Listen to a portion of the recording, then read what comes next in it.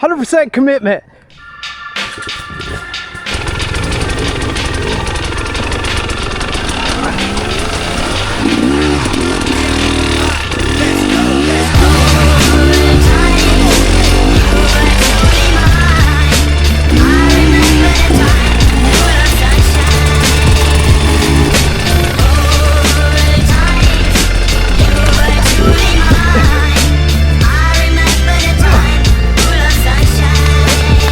In the muck. Yo, I'm trying to do this one day at a time. Look at it, slam! Alright guys, we're back at the mounds. I'm here with Jay and Dimitri. Now Dimitri's taking me on somewhere I've never been before, a couple spots. So this is good to get some spots that I normally don't take. They're definitely sketchy spots. And I'm glad I brought my 300.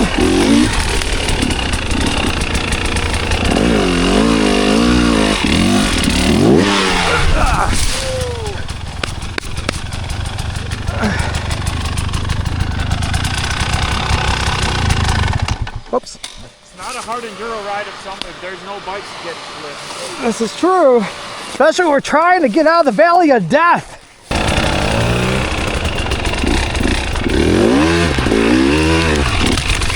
Good tip there. I felt in control there. All right, here comes Dimitri.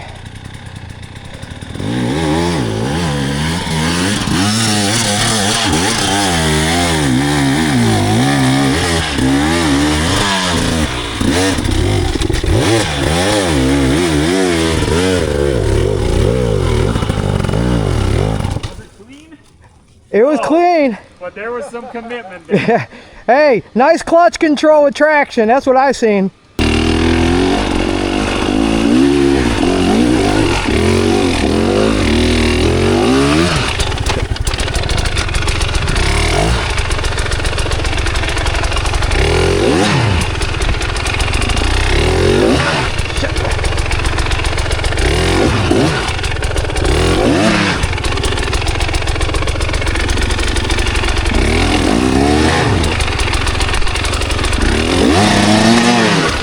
I'd say a pretty good one.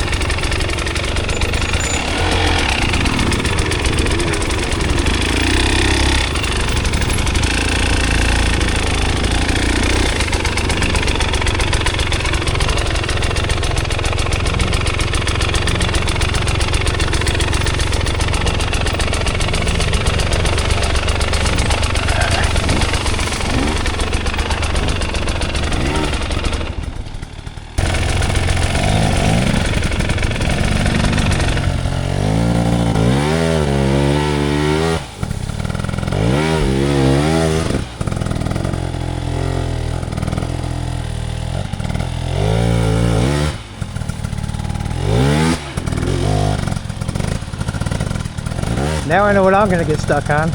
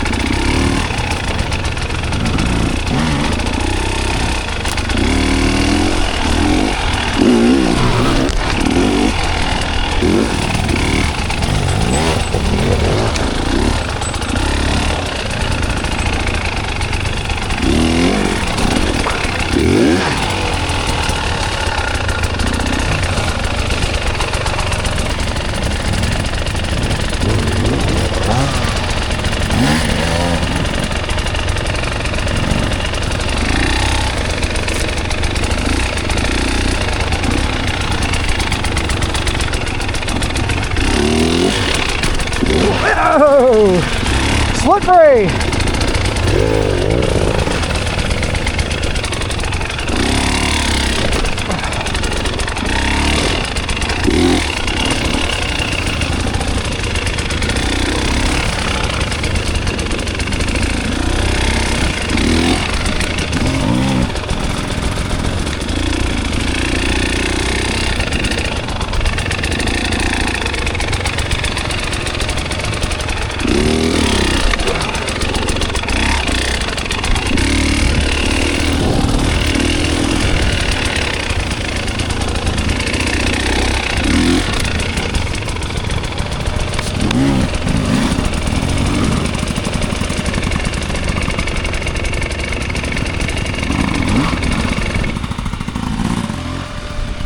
Jay's found a tree.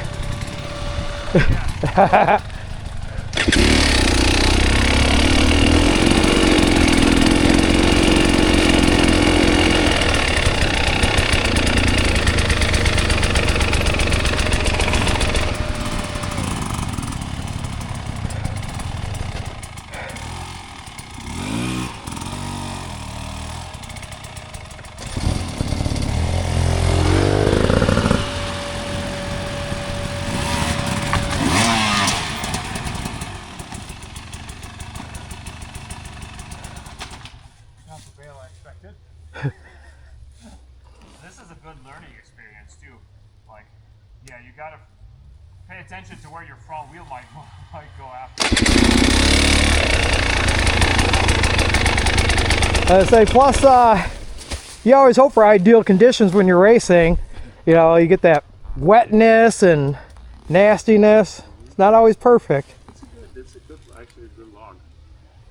There's another one we can go play on, but I kind of want to go over this one now. He's failed on it. He's got to try it a bunch more times. Well, it's at least 18 inches up, because, or more than that, because his tire is. I set one like this at Brad's house, and it was totally fine. It's just scary. Really? Yeah. The log or the ramp? The log. Okay. He was basically just like, I bet you can hit that. And I was like, I will try it. Sure enough.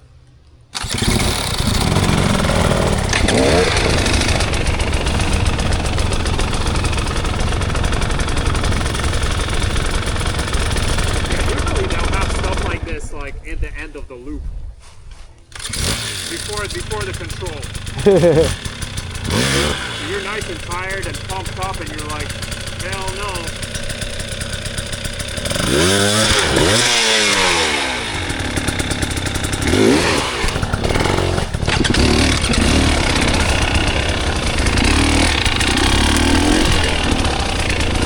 Woo!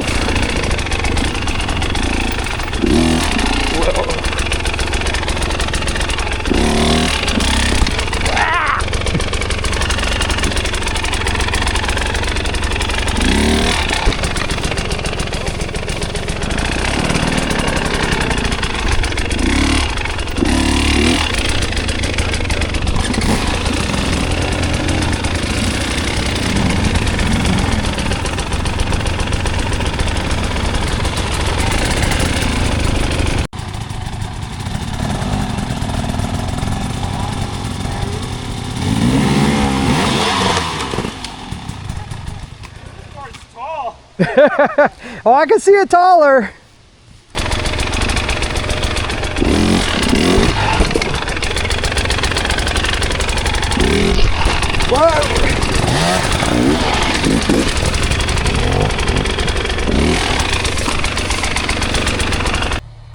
But I would really encourage getting your double blip dialed, which is hard to do on this log Right. because it's big.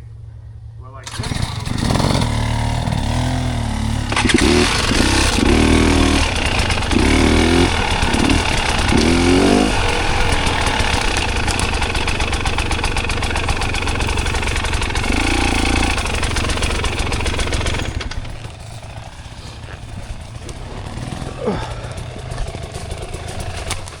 well, there's a stick there, so don't go over the handlebars. But it's really like the motion of getting your The knees forward, snap back thing is super important so you can get a good wheel placement. Right. And then you want to start earlier than you think is the big thing. Kinda You'll like- hear that in Larson's videos. Oh yeah, I all the watch a time. lot of his. And that's what I noticed. Like, I will start my first wheelie like here, whereas he will start it probably here. Right. And that gives you a lot more time because you're like blip, Blip. flop, and then another blip. Otherwise here you have to do it real fast. Right. Like blip, blip. So it's a lot harder to be like what I end up doing a lot if I do the first blip too late is my second blip will be when my wheel's touching the log already. Right. It's kind of like to get you over. Yeah, which doesn't really matter in some cases, but if the log is wet or Right. you're trying to go over it, like you try to go over this log at a little bit of an angle, and then you'll see like you get real fucked up real fast. Yeah, because you just slide right on out and die. But this is a good one to practice, like getting the double blip, and when you get it right, like your bike is just super level over the entire thing. Right. And you were trying to place your front wheel on top, like 12 o'clock on the log, or are you No. trying to do like 1 or 2 o'clock? Isn't it 3/4 up or So something? mine usually out for like this log, I'll probably aim like here-ish, so I get a little bit of a bounce off of it. All right, 2 o'clock. But I feel like the same thing. It's just like the fear of screwing that up, I think. It's like But the nice thing of practicing maybe it you don't here, want to start early, or like why your brain is afraid to, is because you think you're going to come down too early. You're Yeah. gonna stuff your wheel Right. to the front. yeah, I would say go at like a not super fast speed, where you're pretty sure you're not going to go over the handlebars. Okay. This log is also not that big, so I think honestly, like you can probably run right into it, and probably is not going to send you over the bars.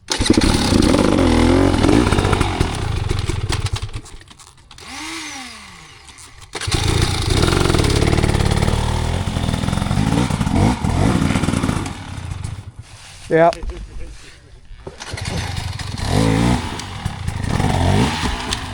Just dig it out for you a little bit. Where not to start at.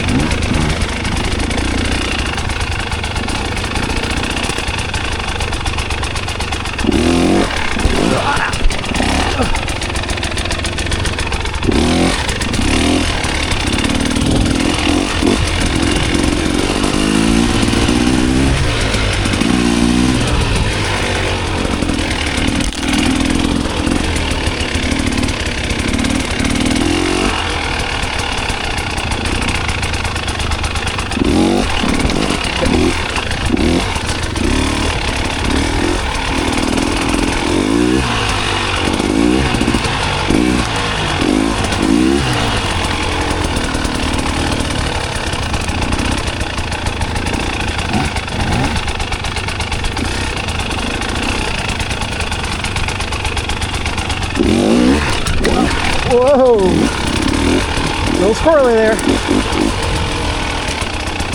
Almost whiskeyed it a little bit. Yeah, so that's the other thing is like you got to move your body. So when your front wheel hits it, you got to move your body forward.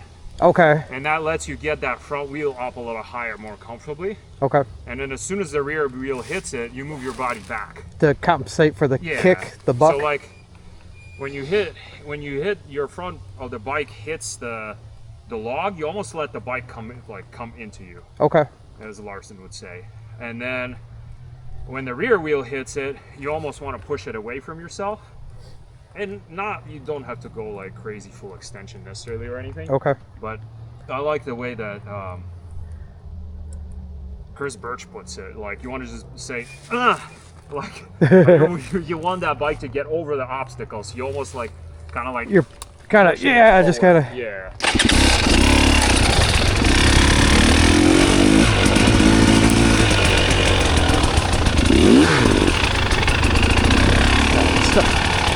forward.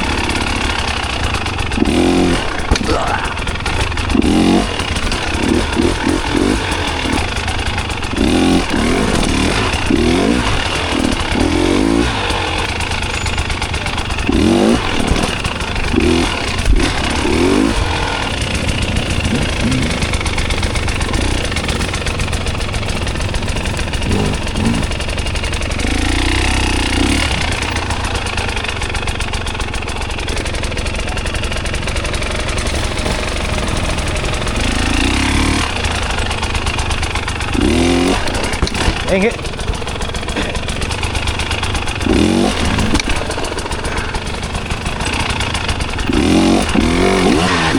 Whoa! Yep, failed just in time.